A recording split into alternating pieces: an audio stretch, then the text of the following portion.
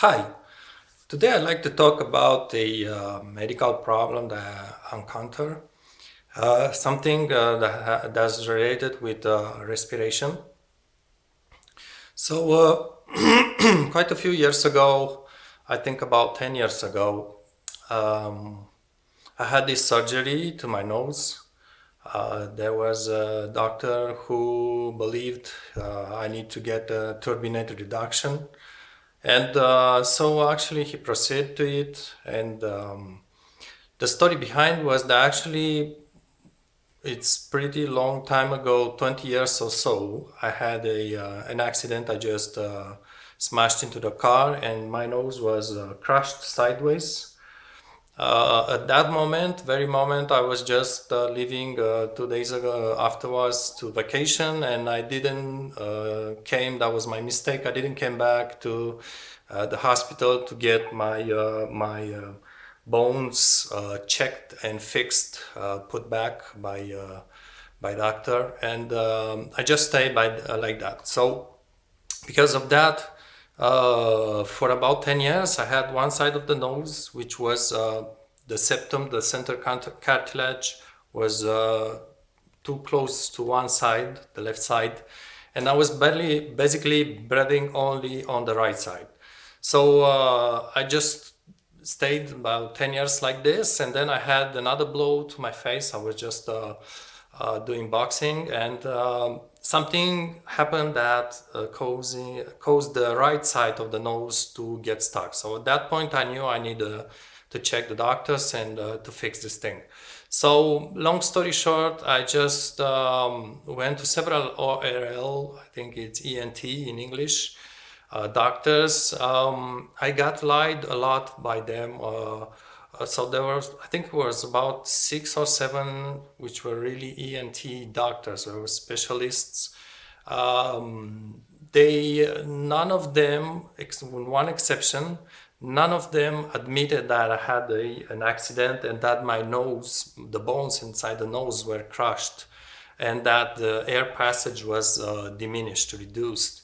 None of them wanted to admit this. Why? Because at least here in Canada, which is a public healthcare system, that would mean if I needed to have a improvement to my breathing, that would need a surgery to reposition the bone. So not a plastic, it's a plastic surgery, but with a functionality behind.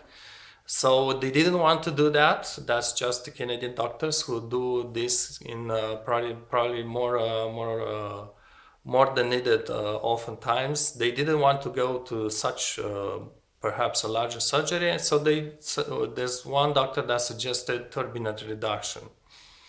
So at this point, I was really having difficulty breathing by the nose, especially during nighttime. I was just getting harder and harder for me to get through this. And I didn't inform myself what turbinate reduction means. And I didn't also realize that this turbinate reduction is basically just a shortcut. It's not fixing the real problem, which in this case was the bones and the cartilage being displaced. It was not addressing the real problem or actually just being a shortcut doctors like to do, surgeons, because it's much easier and they get the money for the work and the hours spent. They get the money anyway. So my understanding is they didn't really want to go to the actually the real problem to do the real surgery needed. They just tried to do a small shortcut. And well, actually, the doctor didn't inform me what's the downside of a turbinectomy or turbinate reduction. I've not a single moment the doctor told me there will be perhaps there's just side effects to this. Never. Or anything like this. So anyway, I went through the surgery, and once they all the stuff inside the nose, they kept me for about 4 days. The nostrils were stuffed with their surgical stuff and so on for, I guess, to prevent infections and so on. So they removed this. By the way, those 4 nights I couldn't sleep at all. They were probably the worst nights of my life until they removed the stuff from the nose. And so afterwards, what happened is that for the first, I think, first couple of weeks, I could breathe quite, actually was too easy through the nose. Because the surgeon did cut I think the lower turbinates, which are the bigger one. I'm not sure if he did a total or just a partial reduction of this. But I just felt for the first weeks that I was just, when I was doing an inhalation, just a respiration, normal respiration, but I was inhaling air, I just felt like I'm just actually suffocating. The air will come so easily inside the nose that I just feel like uncomfortable to the chest.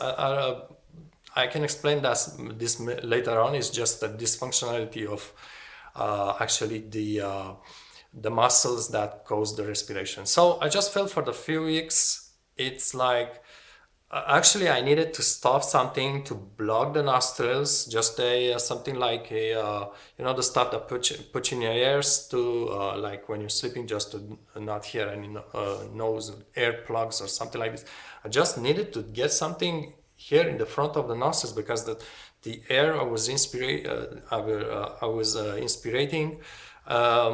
it was just coming too fast, just too easily.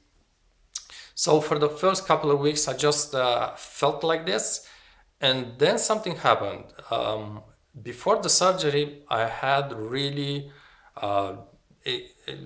not talking about the accident I had to the nose, but just my childhood and so on. My nose was always really functioning well. I really remember moments when I was with friends, family, in other places, just vacation and so on. I was just hearing people saying, "Oh, the air is so dry here. My nostrils are so dry. It's just so hard for me to breathe and so on." So I just remember I never ever had any kind of trouble with dry nostrils of any kind, and if any condition, summer, winter, no matter what the place we're being, my nose was just working properly, very nicely, and never had a trouble. Well, a couple of weeks after this surgery, I just started to have the nostrils dry, really dry. With time, it got more and more dry, and it's itself, the dryness, it's uncomfortable. I just need to mention this happened really only about nighttime. I never had a trouble during daytime, just the nighttime. When I was going to sleep, if I would wake up or in the morning, nostrils were really dry inside. And just the environment was the same as before the surgery, so nothing changed to my house or something else. So I just noticed this dryness. It was uncomfortable, but let's just say it was something that you can probably deal with it. And then I realized months after the surgery, my nose was getting blocked again. That's not related to seasons, summer, winter, whatever, or a flu or something like this. It's just getting really blocked again and dry. And this actually started to develop into a real trouble breathing during night, so during the sleep. Um, I went through a period of time which I remember I just started to develop anxiety during the night, really anxiety. I remember having some pretty terrible like fear or panic attacks when I was sleeping, awaking during the nighttime. And also, I noticed something strange with that. Didn't have before. I just noticed. I checked my fingernails, toenails, but especially fingernails. I noticed they were kind of starting to bend like this. I'm sure the camera can catch it, but I'll probably put a picture or two. So it's just starting to bend Normally the nails would be flat and we just started to bend. That was just surprising for me. And also I remember one other thing that would happen every single time when I was waking up in the night. Like I said, I was having really trouble breathing by the nose, but I noticed also the heart, like the heart, I think I pronounce it well. The heart was just pumping like a broken machine. I mean, normally if you wake up, you have a nightmare or something like this, just wake up like this all of a sudden in the night. Yes, the heart is gonna rush a little bit as you just feel like that rush of a beating heart. Your heart is just beating. That's just perfectly normal. But what I'm talking about is just I would wake up and the heart would just keep slumming really hard. I mean, I don't know, I would feel it really like someone was punching me in the chest, not like strong punch, but just really feeling it in my chest. And what's really creepy about this, if I can say so, is that it would just keep going like this, like a broken clock. Very regular, the same intensity. And as I was being awake in the night, just going for 5, 10, 50, 20 minutes until I probably go asleep again, just, so it was just totally unreal. It was just totally not just dysfunctional, it was just it's completely new for me, and it's just something not okay at all with this. So this went on for quite a bit of time, actually. This went for about 8 years, I think. This kind of issues, breathing, heart beating, weird heart beating, the nails bending like this, which actually the name for this is clubbing. It's just it's a medical situation. Actually, just Google up about it. And probably it's very probable that this was all connected actually.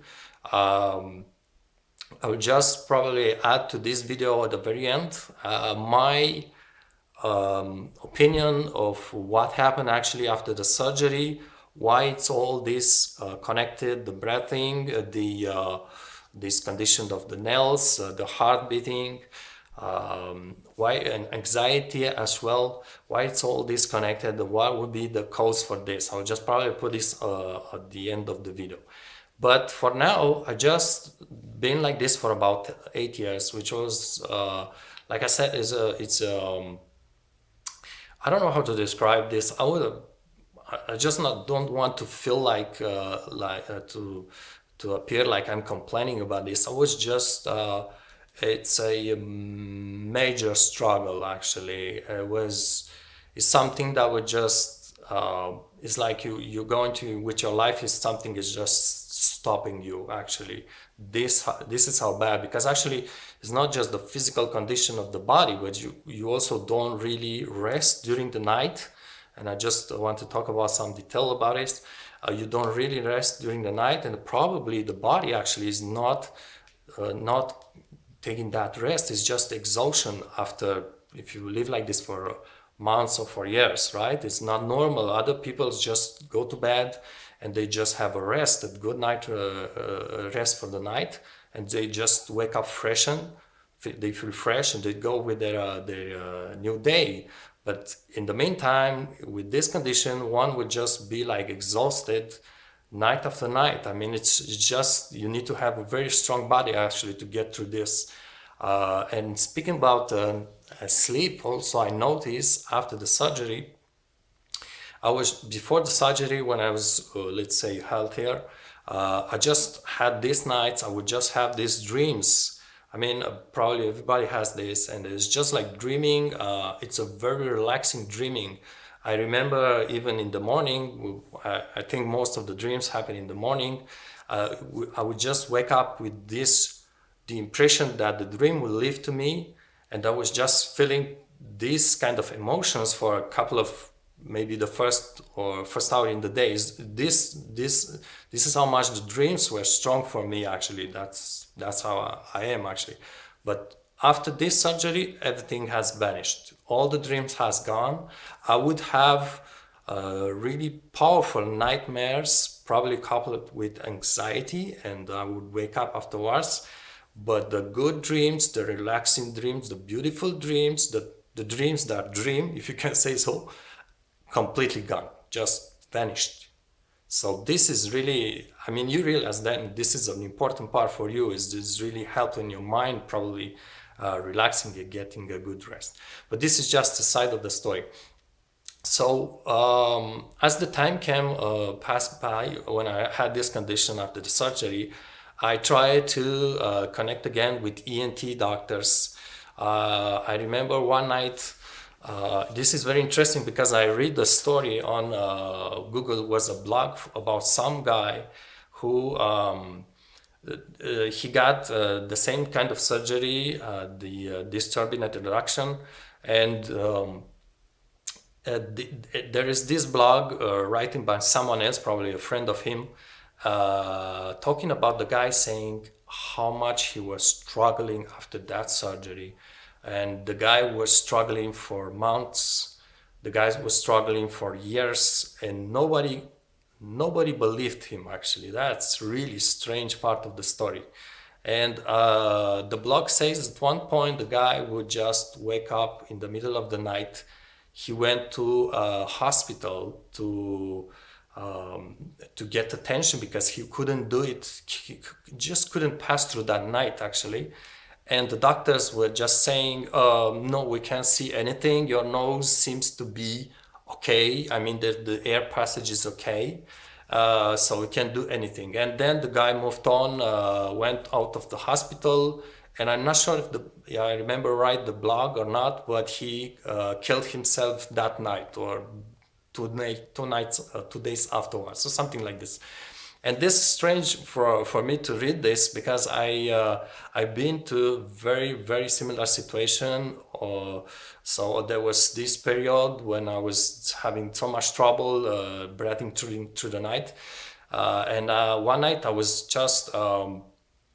It's not that it was more a special night. It's just the accumulation of those nights that you can't sleep, that you really struggle breathing. And I remember I was just.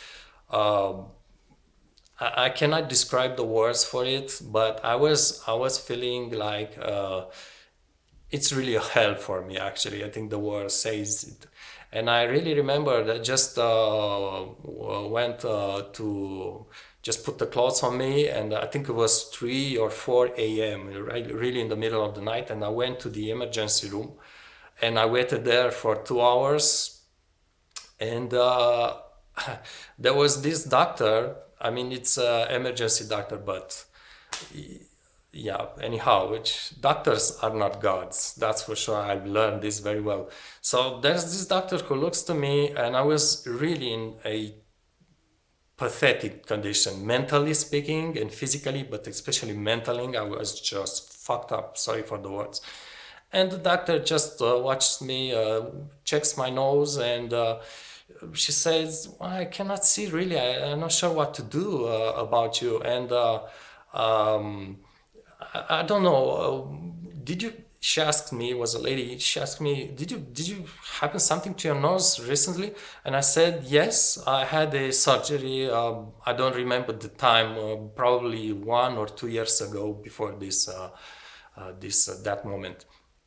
And the second, when the fucking doctor, sorry about the word, but I really mean it, heard I had a surgery, she said, "Oh, then you need to go back to that doctor that did your surgery, and then you need to leave this emergency room." And I was really, uh, I just don't want to remember the emotions at that point. But when I got off the hospital at that moment, I just felt myself. If there's a bus right now passing through the hall in front of me, I would just throw myself under the bus. So this is kind of weird because it's really the same scenarios as the blog I just told you I read once. Anyhow, at some point, I realized actually that these doctors were either ENT doctors and emergency room doctors. they just won't help me. They are really, I really lived to that point thinking that the doctor is the guy that will just take care of you, actually, right? He knows the thing, he knows the biology, he knows the anatomy. They are the one who have the answer, not whatever an engineer or whatever else, right? So at that moment, I realized these guys won't help me. That's for sure. One of them messed up my body, my nose, my life, but the other ones won't do anything about it.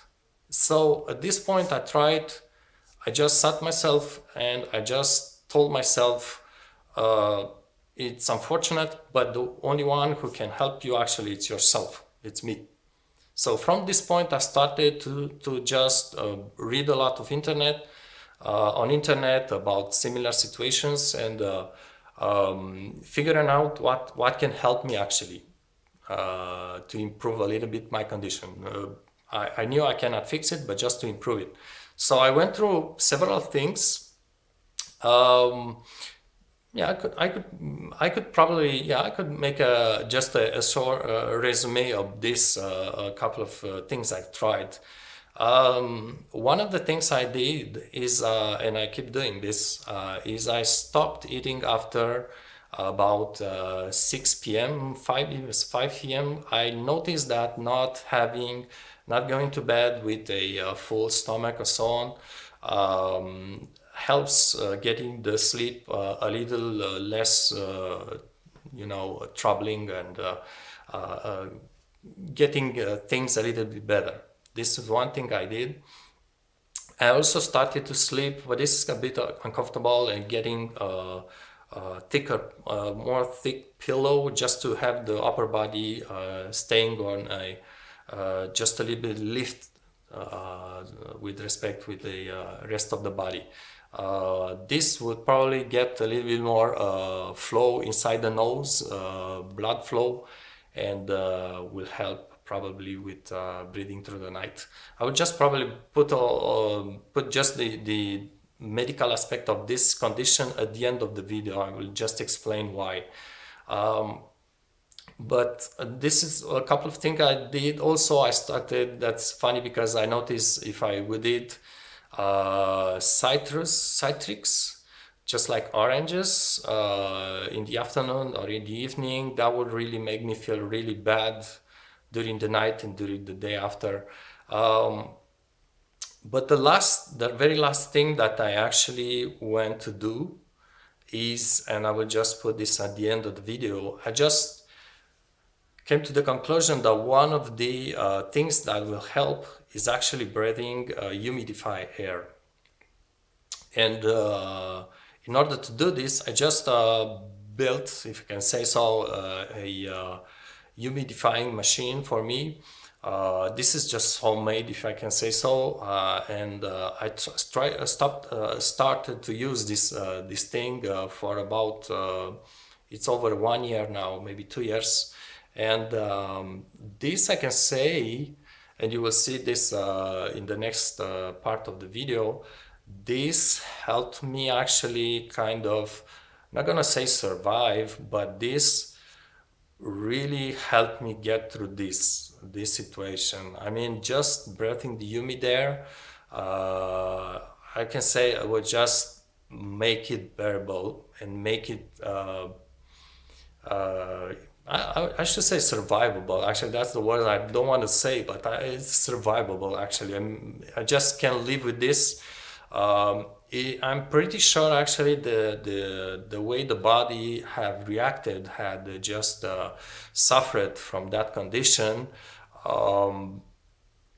It's not exactly natural, so probably there will be consequences. I know about it, but at least I just for the time now, I just can get through this, and it's making my life, let's say, more comfortable, if I can say so. So I just suggest this breathing thing for people who had similar conditions. Honestly, I've tried several things. if I can mention now, I tried also a lot of, there's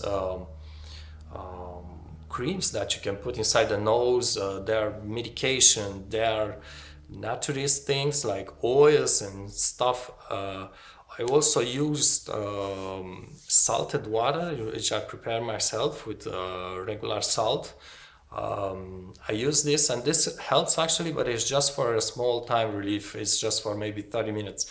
But I had a period in the day when I would be using this salted water. I just make a nose irrigation, like bending the head on the side and just irrigate one nostril and irrigate the other one. And this is really efficient during the day for about, it will last maybe 30 minutes, not much more than this. But if your nose is really, really dry and you are suffering from it, this is really good. And I would just make this irrigations 10, 15 times a day, actually.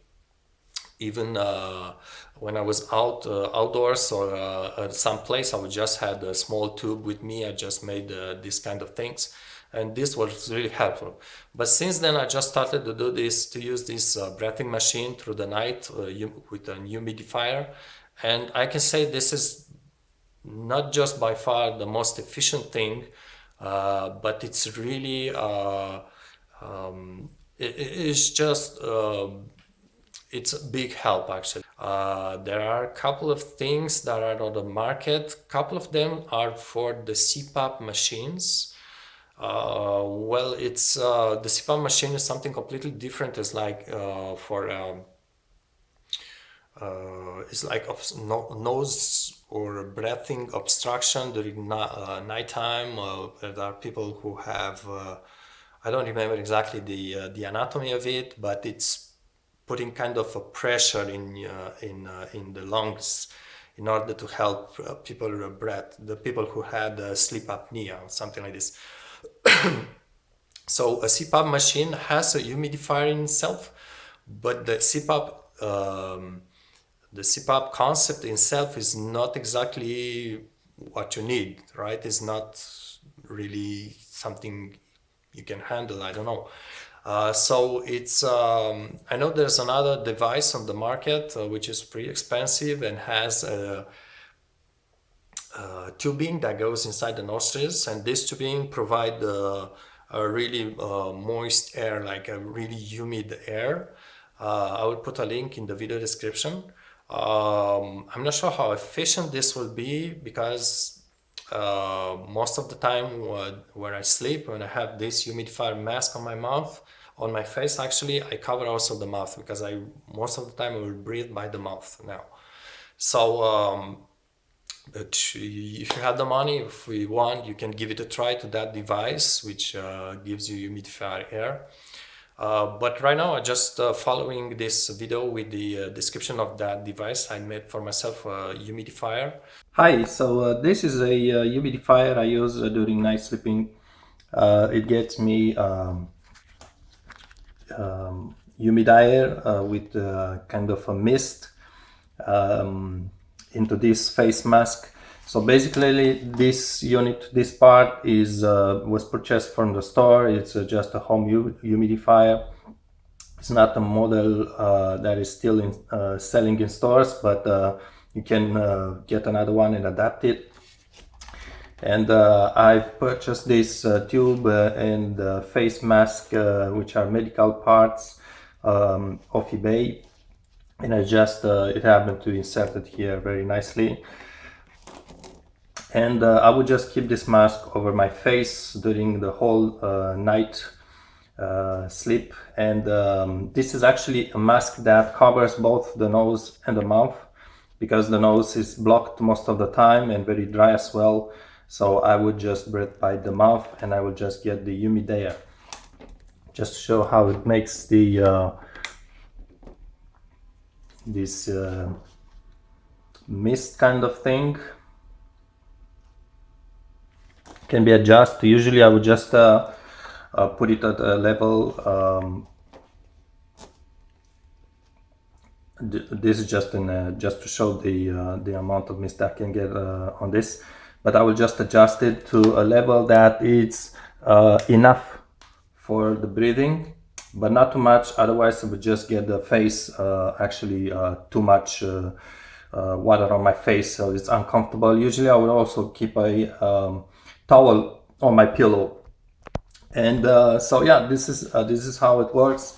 I would just make sure when I touch it near my bed that this tubing needs to stay kind of on an incline like this, so the water it doesn't accumulate inside the tube. Otherwise, it's gonna block the mist. And also, this part will just be suspended over my head, actually, by the bed, just to have free of movement during the night when you just switch sides, you know. So this is the idea. This is really also useful for the people who would just live in very dry areas. And I read there are quite a few people who had really dry nostrils during the night, during sleeping. This will really get you humidity that you need, actually that lungs need, because if the nostrils are too dry or the air is too dry, really the lungs really need a humidity to just make those gas exchanges between CO2 and oxygen in the blood. It's critical, it's very important. Usually, normally, this is done by the nostrils if they're functioning well. But when the nostrils are working well, actually, it will just get quite a good amount of humidity in the air that you're breathing. So this is replacing that if there's any medical issue or the air is really dry. The main thing with this, and this is really important, is I will have to clean everything, the tube, the mask inside this, the water chamber and everything inside. I will just have to clean it every day. Otherwise, because you're breathing into the mask, into the tube, the air circulates inside this humidifier tube.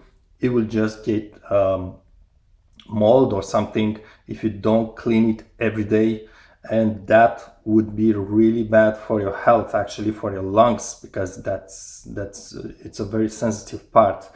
You don't want to get to breathe that mold. It's quite dangerous for the lungs. They are really sensitive. You can develop infections and so on. So you really need to clean this every day. Usually I just brought this bottle. I would just use this. I like Clorox because it's pretty easy to rinse afterwards. I'll just probably put a mixture of 1/3 of Clorox in warm water and clean this thoroughly, everything properly, and then I will just rinse it with warm water for quite a good moment, so all the chlor smell will go away, so it's clean and safe for every day. Usually I will use tap water inside, but I would just keep it in a large bottle, like a 20 liters bottle, and I would just leave it for 2 days, so all the chlorine that exists in the tap water is just evaporated and I can use it safely.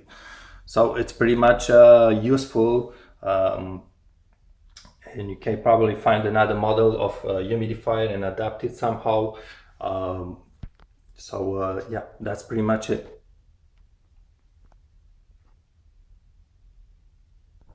Okay, so I'd like to talk now about this is really just my opinion, how this kind of surgery, turbinectomy or turbinectomy reduction, can affect the nose, the breathing, and the whole body, whole functioning of the body, actually. Not the whole, but just the respiratory part of it. So I believe there are two possibilities when you have a turbinectomy. First of all, the turbinectomy can be partial or total, and it affects the lower turbinates.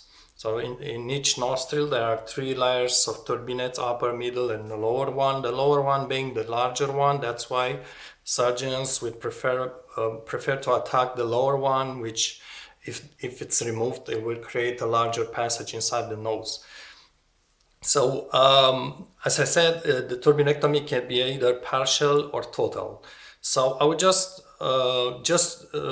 comment on two possibilities.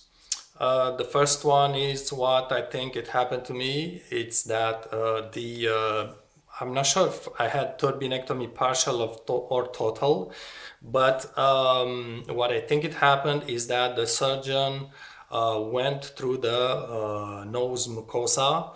That's a mucous membrane, which is inside the nose, which must be humid. So went through this mucosa and sectioned it along the mucosa deep inside the nose. So the nose goes really deep inside. It's about a good couple of inches inside. So I think the guy went, the turbinates as well go deep inside the nose. It's not just superficial. And I think that the surgeon went and just sectioned the mucosa to reduce the turbinate and went deep inside the nose, sectioning this mucosa. This is, I think, it's my situation.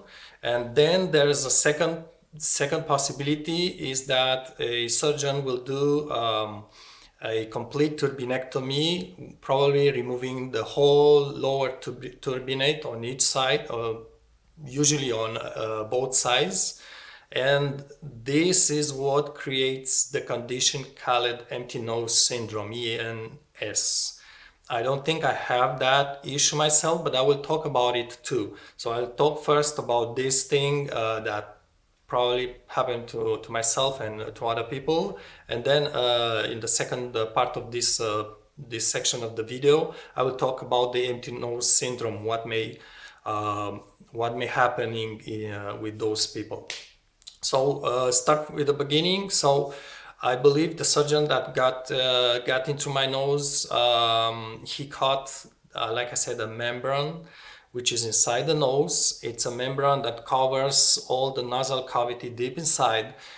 This membrane has the critical function among purifying the air, but the most important function, which is really critical for the respiratory function of the body, is to humidify the air. This humidity might sound like not a big deal. Actually, it's a huge deal. The air that we breathe really needs to be very, very humid. And if you look to animals, like just look to dogs, you saw that those the humidity on the nose and so on, and it's a critical part of the breathing system in mammifers and whatnot, or maybe other species. So what happened with the surgery? The guy went to reduce the turbinate, he sectioned the membrane. Now, how the membrane functions, it's that the membrane actually has a big vascular system inside. It has a lot of tiny blood vessels which bring blood to the membrane. And with this blood, the membrane gets the liquid, the fluids that it's using to get humid, keep humid and humidify the air. So actually, I believe at the moment the surgeon went with his cutting stuff inside the nose, he actually went sectioning these blood vessels. It's very sad because it's not reversible. And he went sectioning all the length of the membrane on each side. And thus, the consequence of this is that the blood supply to this membrane, it's cut, it's sectioned, probably not 100%, but it's really like all this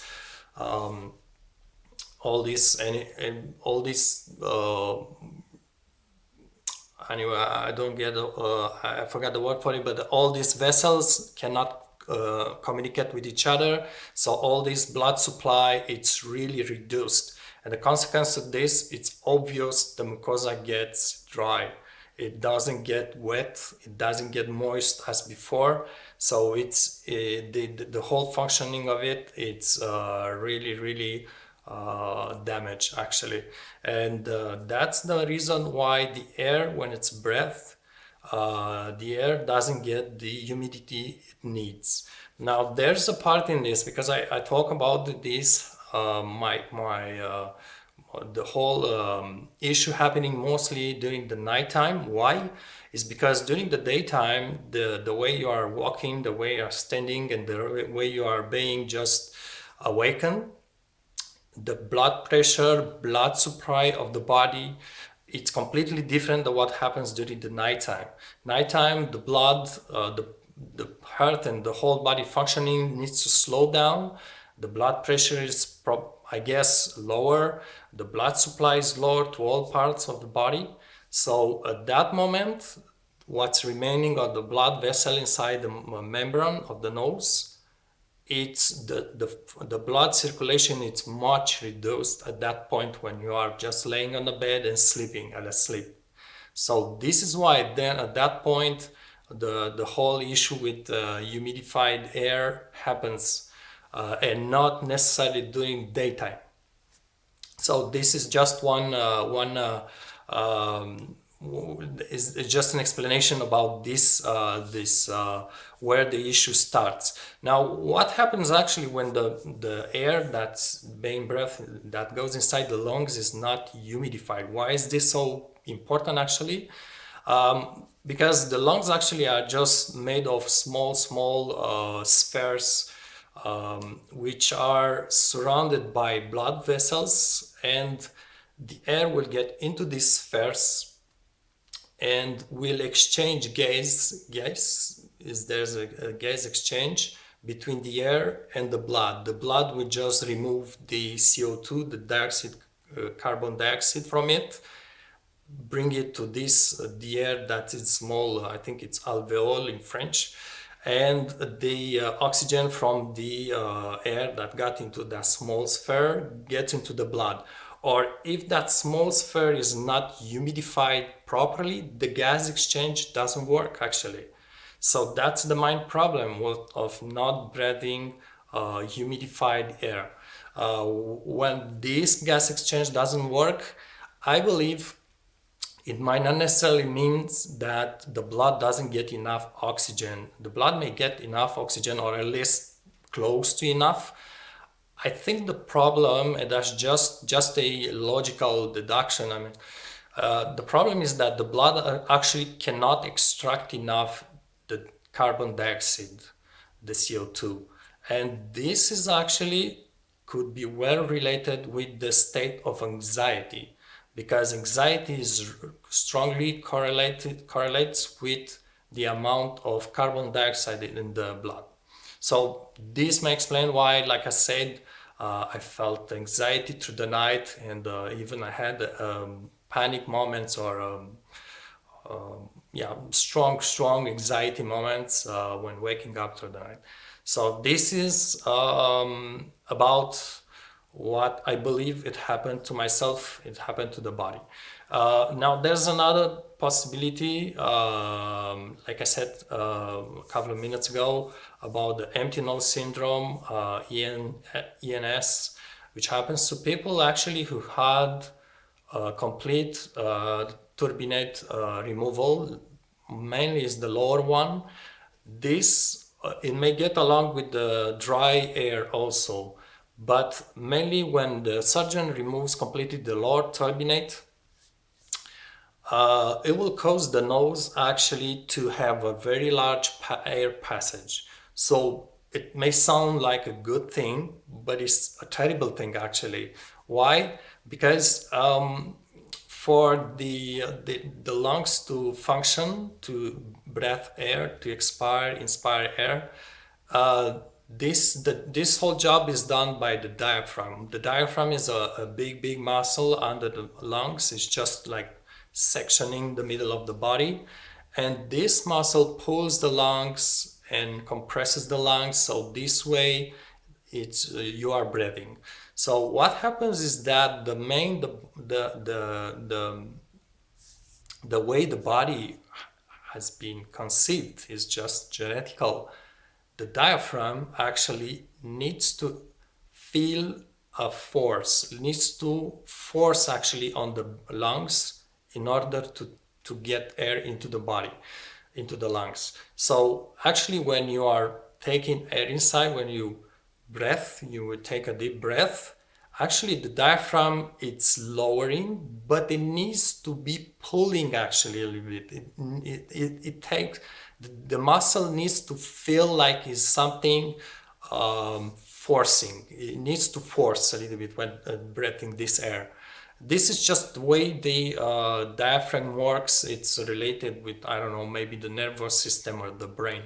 So when the surgeons remove the lower turbinates, what actually happens is that with the turbinates in place, the air passage is reduced in some very specific way. It creates a turbulent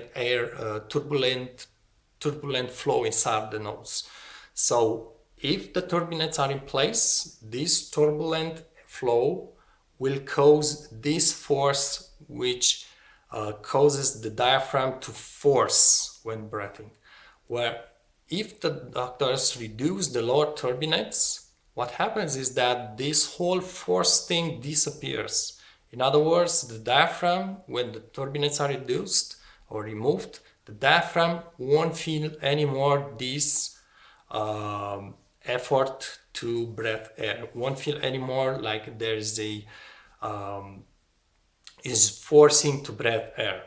So basically what happens after a complete turbinate removal, these diaphragm muscles gets completely dysfunctional.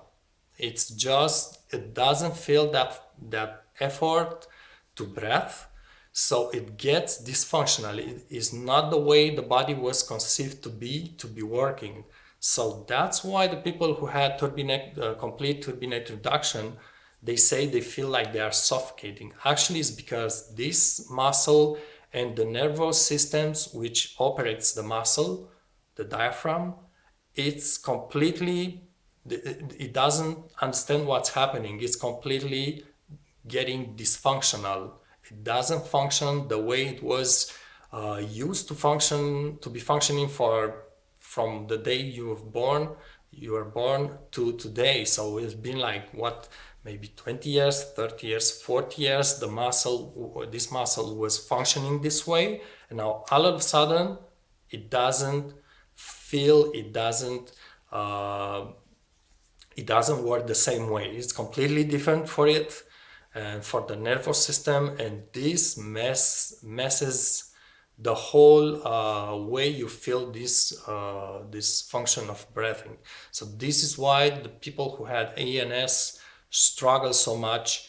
It's because it caused probably the nervous system, some points inside the brain and the muscle to get completely messed up. Basically, it's not the lungs itself necessarily, just the system that makes breathing possible. It's like like a computer who got a virus in it. It's like not having its normal functioning way. You cannot actually, the breathing, it's what's called involuntary mechanism of a body, so you cannot control this. So it's something that you are just, it works by itself. So when it's messed up, there's nothing you can do, unfortunately. So this is just the second possibility, like I said, ENS, empty nose syndrome. And it's also possible that people with ENS, if their doctor, the surgeon, went to cut the membranes inside the nose, it's also possible they are dealing with the dryness. So if you couple these things together, the dryness, dry air, bedding breath, and the diaphragm not working properly, these people are really pitiful. I mean, they're really, really poor people. They are really in a bad situation. So this is just my opinion on this, or the consequences of such surgery. It's really just opinion. I just read through internet, through medical papers and so on. But I believe it might explain why probably this system of air humidifier it's so helpful for this condition, this medical condition. And now at the very end, I just like to add a few things. So, like I said, at some moments, I think in the video, I was talking about the things I tried to make myself comfortable, to make myself this situation to feel it more bearable. So, I just like to say a couple of things I did. It's not necessarily something I'm correct about it. I'm right. I could be very well wrong about it, and also might not apply to everybody.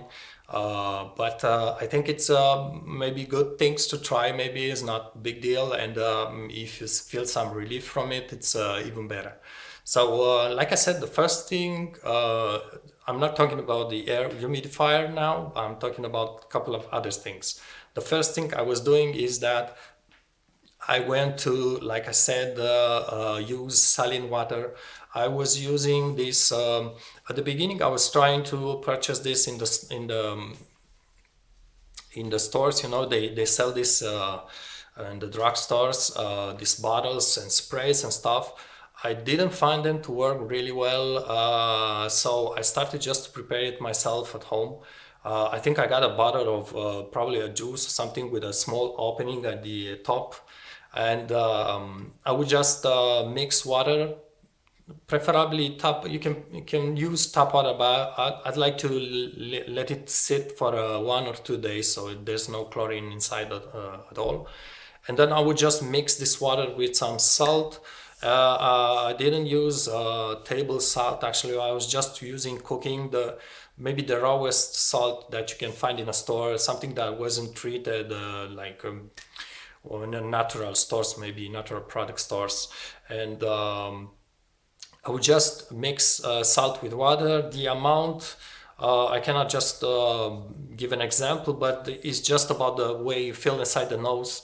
You don't want the salt to burn you, but you don't want to be too mild either. It won't have an effect. So I'll just use this mixture on both sides. Like I said, you may look on the internet, you just flip your head on the side. Maybe so I was using this for several times in the day, really several times, over 10 times maybe. This helps a lot with relief from feeling that dryness inside the nose.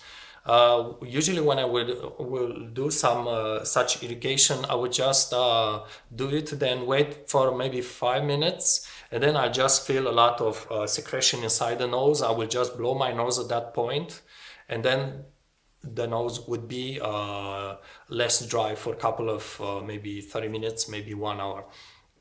But I would just wait a few minutes before blowing my nose.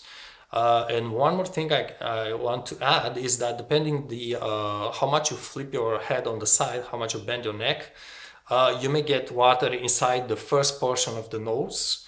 But if you really bend your neck even more, actually you can get water deep inside the nose, which is even better actually. But the very first times when you may want to try this, be really aware that your nose is not used to saline water, and don't use a lot of salt. Just get the mild salty water, because it's gonna really hurt inside and burn inside, especially if the membrane is really dry. So start slowly. Don't be too hard on your treatment on your nose. So use a little bit less salty water at the beginning, and then as you get used to this, you may add more salt into the water. So this is probably one of the things that helps the most during daytime. Like I said, another thing is that I stopped eating. I stopped just having meals after maybe 5 or 6. The main reason for this is just an opinion again, is that when you are sleeping, if you sleep with a full stomach, or just you had a meal before going to bed, is that your stomach will get blood to digest this meal during the sleep.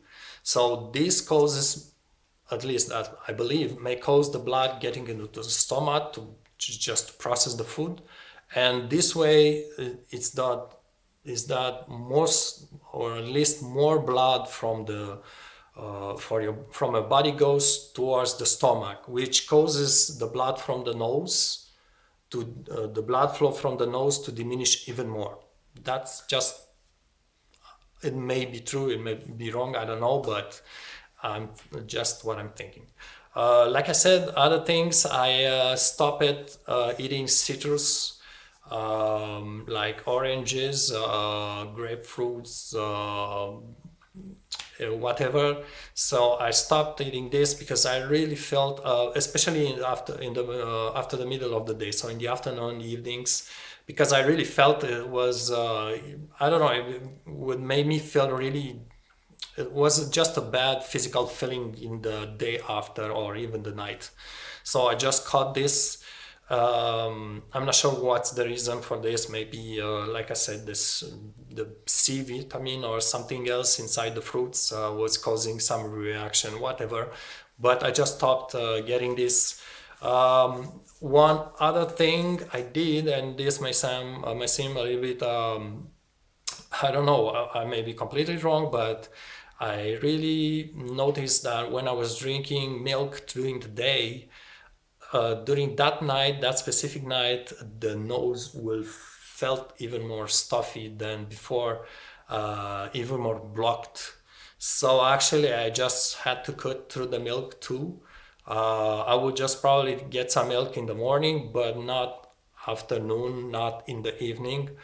Um, Again, I don't know. That's maybe just me. So, but it's good to know. Maybe good to try see if there's any change.